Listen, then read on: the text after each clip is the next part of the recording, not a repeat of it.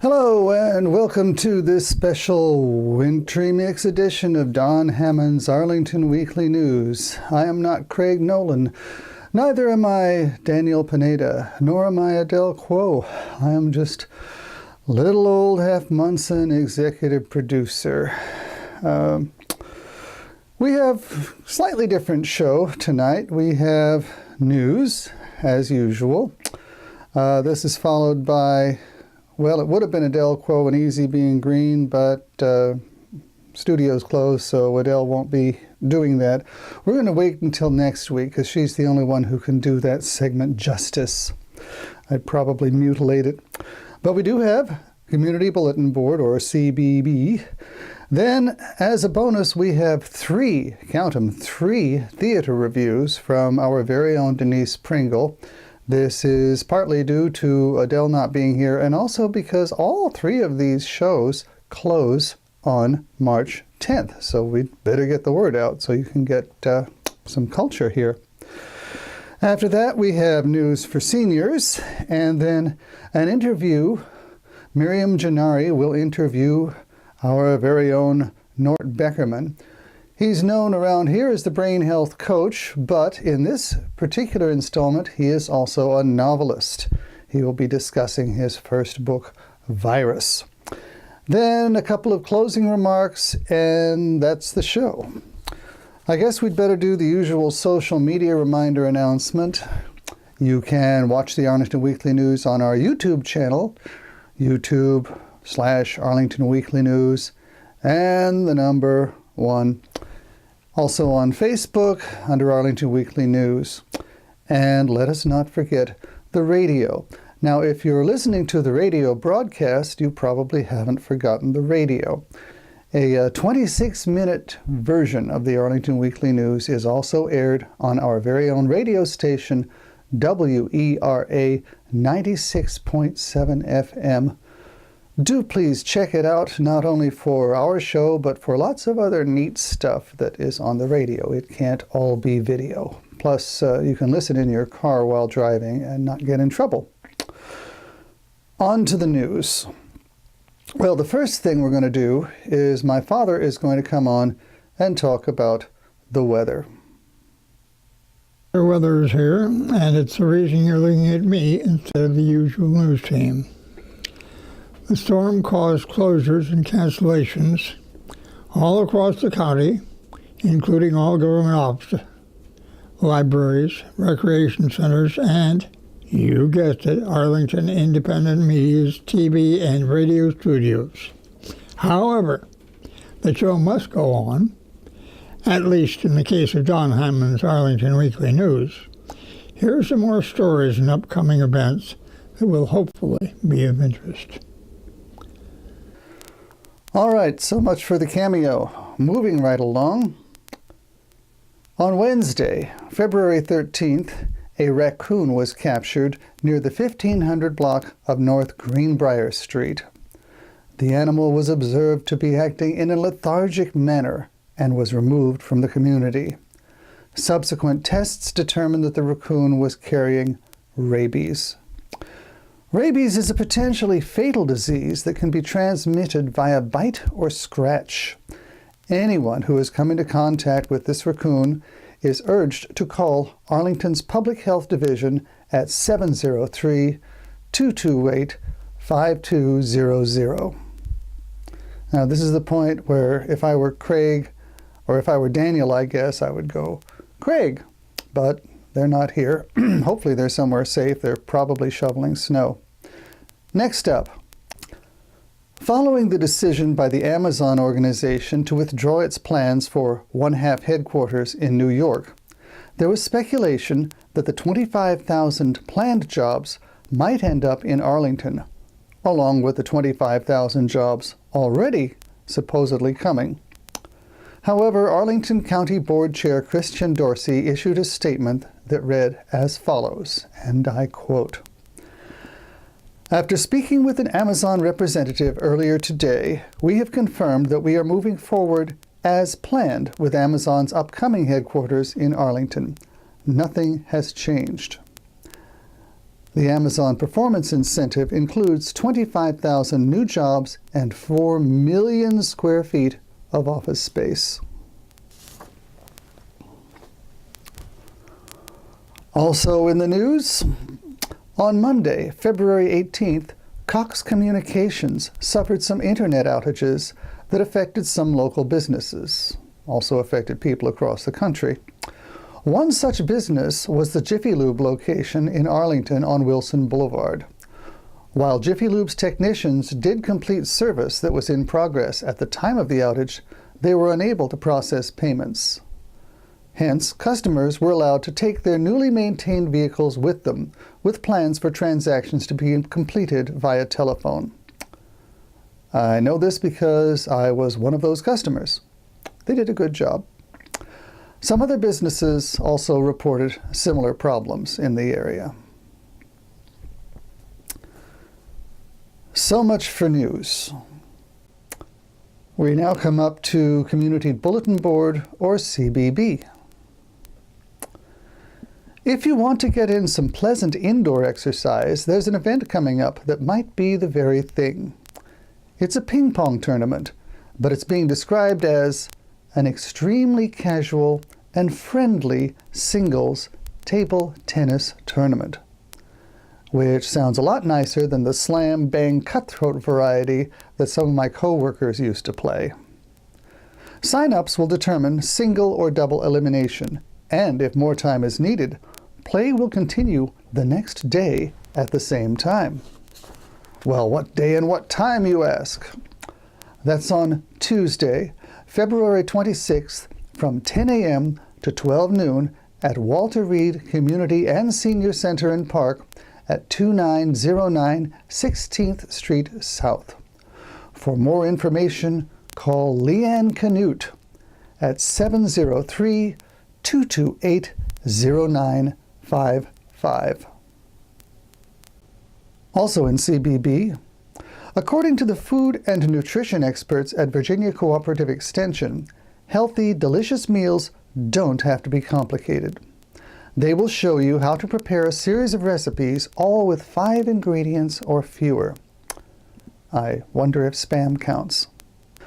Come and see and taste for yourself on Tuesday, February 26th from 11 o'clock a.m. to 12 noon at Langston Brown Community and Senior Center at 2121 North Culpeper Street. For more information, call Elizabeth Poole at 703-228-6300. This next event is all about our changing technology and a way to use it to facilitate communication across generations. It's called Teen Techsperts, and it features high school students from the W&L Technology Club. They will help adults, like me, with their digital cameras, cell phones, laptops, e-readers, tablets, and more. This act of kindness is coming up on Wednesday, February 27th from 3:30 to 5 o'clock in the afternoon in the Young Adult section of the Central Library at 1015 North Quincy Street. This event is free and no registration is required. Finally, in CBB, as Black History Month draws to a close, the Arlington County Library will provide a rousing finish with a showing of the movie Black Panther. It's the story of T'Challa, the heir apparent of the high-tech African nation of Wakanda, as he returns home to take his place as king.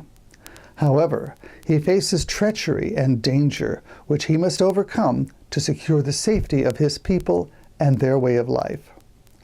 That's on Thursday, February 28th, from 5 o'clock to 7 o'clock p.m. in the Eads Room of the Aurora Hills Branch Library, 735 18th Street South. News for Seniors is coming up next, but first, let us have Denise Pringle give you somebody more interesting to look at than me. Denise Pringle will share with you 3 theater reviews of shows currently in progress. Here's Denise. Scenic theater has forged a reputation of retelling Shakespearean and other classic tales without words, depending on dynamic movement to tell a story. This time, the classic is Edmond Rostand's classic play, Cyrano de Bergerac, about a man with a very large nose, which makes him feel self-conscious and unworthy of love, but with a talent for eloquent speech and writing. Cyrano is in love with his childhood friend Roxanne, but she is smitten by Christian. He is handsome, but inarticulate when compared to Cyrano. Cyrano devises a plan to become the voice of Christian, first when he woos Roxanne, and then when he sends daily letters to her from a military front. Only years later, after the death of Christian, does Roxanne realize that Cyrano was the man who actually won her heart. Cyrano de Bergerac is Vato Tishkurishvili's first venture into directing. He recounts that he thinks of clowns as melancholy souls, Philip Fletcher as the military commander/buffoon, and Anne Flowers as a booze-swigging priest complete the cast. Scenic designer Phil Sharwood has designed a colorful set suitable for the circus, and costumes by Allison Samantha Johnson suggest a marriage of Commedia dell'arte to Ringling Brothers. Kudos to all of the cast members who are able to deliver poignant performances while wearing clown makeup and noses. Resident composer Konstantin Lortkipanadze has elements of 1950s rock and roll and ballads embedded in the score. Company co-founder Irina Tishkurishvili has choreographed the movements, including a swan ballet solo for Roxanne. It must be powerfully gratifying for her to work with her children, who were obviously born for this family's calling. Cyrano de Bergerac continues at Scenic through March 10th. This colorful retelling of a somber story will dazzle you. Nell Gwyn at the Folger Theatre is a romp through the bawdy Restoration-era theatre scene in London as Charles II reopened the theatres and allowed women to appear on stage for the first time. Playwright Jessica Swale asserts that she wanted to write an homage to Nell Gwyn rather than a totally historical recount of her life on stage, and that she wanted it to be fun. I believe that she has succeeded on both counts. Hopefully, Nell would be as joyful at seeing this play as the cast who brings her story to life. Nell Gwyn was one of the first women to appear on the stage in England. She had been hired to sell oranges to the patrons and was noticed by Charles Hart, leading man of the King's Men. He was sure that she had the wit and charisma to become an actress and proceeded to tutor her in stagecraft. It wasn't long before she caught the eye of King Charles when he frequently attended her shows. She became one of his favorite mistresses, but never abandoned her career. Alison Luff is a delight as Nell, and has great chemistry with Quinn Franzen as Charles Hart. While teaching her the attitudes of the theater, he also pursued an intimate relationship with her. Catherine Fly, as the company's dresser Nancy, seems totally pleased to have another woman join the company, while Christopher D'Onofrio as Edward Kynaston is anything but. He has been the actor who portrayed the prominent female roles, and he frequently throws diva-like hissy fits about his demotion to one-line parts. R.J. Foster played Charles with swagger, but seems to have a genuine fondness for Nell, although he brings other mistresses to watch her perform. A highlight of the show is the lewd song Nell sings to mock Louise, a rival French mistress, when Nell sees her in the King's box. Robert Richmond directs this amusing look at Nell Gwyn's career as an actress. Mario Anzaldo Hale designed the sumptuous costumes, and Tony Chiswick designed the elegant set. Nell Gwyn continues at Folger Theatre through March 10th. I urge you to indulge. The play is as luscious and appealing as the oranges Nell once sold to theater audiences. I'm Denise Pringle. Now back to the news desk.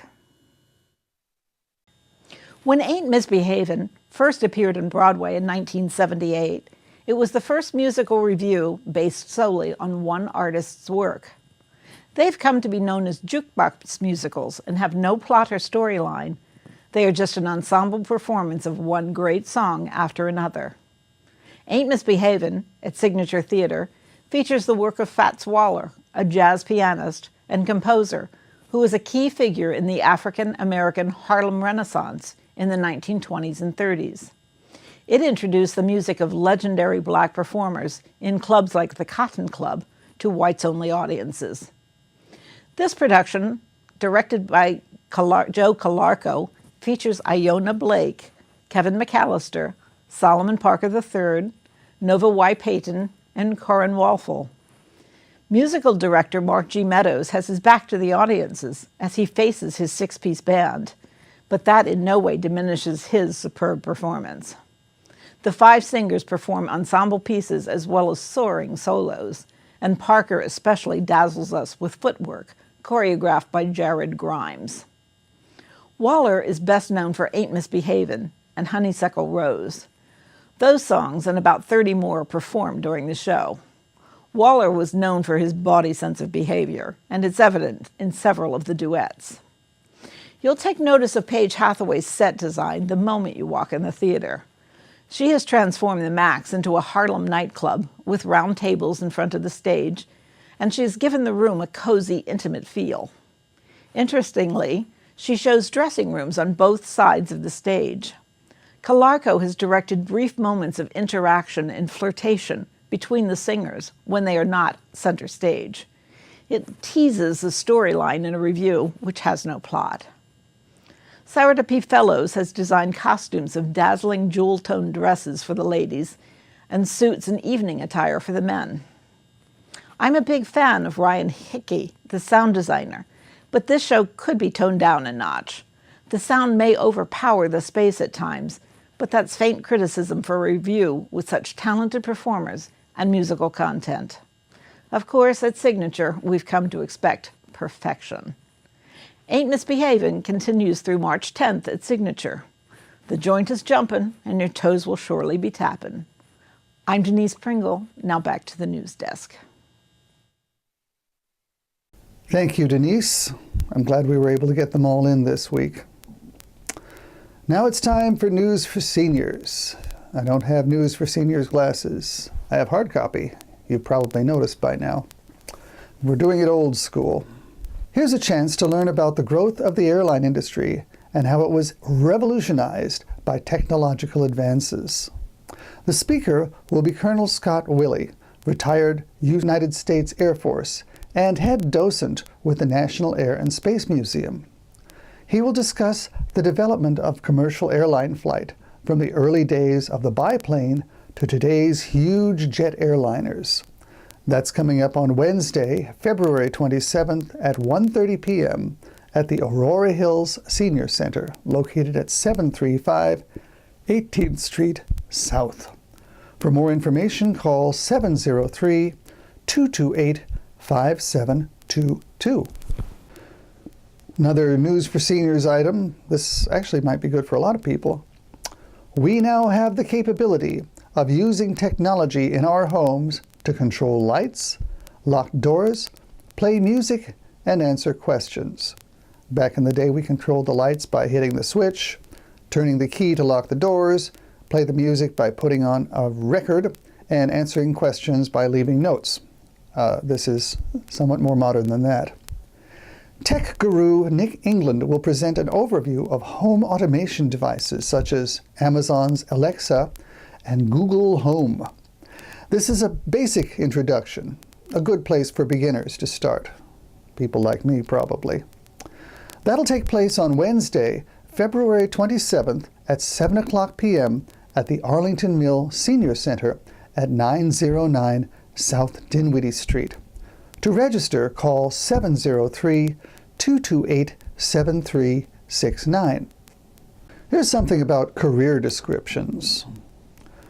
Could you describe your career in 5 sentences or less? They might describe my career in one word: disappointing. Maybe not. Anyway, this workshop will teach you how to trim your resume with a fun twist to the classic elevator pitch. Join this group on Thursday, February 28th at 1 o'clock p.m. at the Lee Senior Center. That's at 5722 Lee Highway. Call to register. The number is 703-228-0555. Finally, in news for seniors, the 1st of March is a good time to start training for the 2019 Northern Virginia Senior Olympics. Actually, right now would be a good time too, but it's snowing outside. The Olympics will be held later this year from September 14th to September 25th. Arlington seniors made a good showing last year, winning lots of gold, silver, and bronze medals. Stay tuned throughout the year to Arlington Weekly News for more information. Or you can also call Northern Virginia Senior Olympics at 703-228-4721. And as always, thanks to Judy Masabny of OSEP for contributing our senior stories for this week. Thanks, Judy. Well, we're going to go over to an interview now. Our very own Miriam Gennari interviewing our very own Nort Beckerman about his very own book, a recently published science fiction thriller called Virus. Here's Miriam and Nort. Hi, and welcome to another edition of the Sustainable Scoop. I'm here with fellow Arlingtonian Nort Beckerman, but Nort is also a two-time author. I'm not one of those yet, so congratulations on your new novel, Nort. Thank you, Miriam. It's nice to be here. Virus. Virus, a science fiction thriller. And the last time we were here, we were talking about a brain that could be healthy, and your book, The Brain Healthy Minute, was one that I really, really enjoyed. User's Guide to a Healthy Brain. That's it. User's Guide to a Healthy Brain. So now, what brings you to science fiction? Oh, I tried to write something for my website in a serialized story, and I belonged to the AIM Writers Group, and they liked what I was writing, and they said, write it as a novel. So after 6 years, 7 manuscripts, several beta readers, a very patient editor, Virus was born. I had to learn how to write fiction. They told me I was a science writer, but they threw out all the science that I was interested in. You mean this isn't going to really happen? Thank goodness. Well, I doubt it, but Virus is with us. Well, I want to say that the thing that I think is interesting when you call it science fiction, there's a little bit of wondering about where we came from and what the past really is, especially in terms of evolution. And then basically the setting is today or any day that an incident like this would happen. And then even as you read through, you're contemplating the future and also how we will deal with things that we don't quite understand. Well, that just sort of happened. I tried to be very factual in the book. I tried to make sure that everything I say is very factual. There are no 2 full moons in 1 month. Yeah, I heard about that.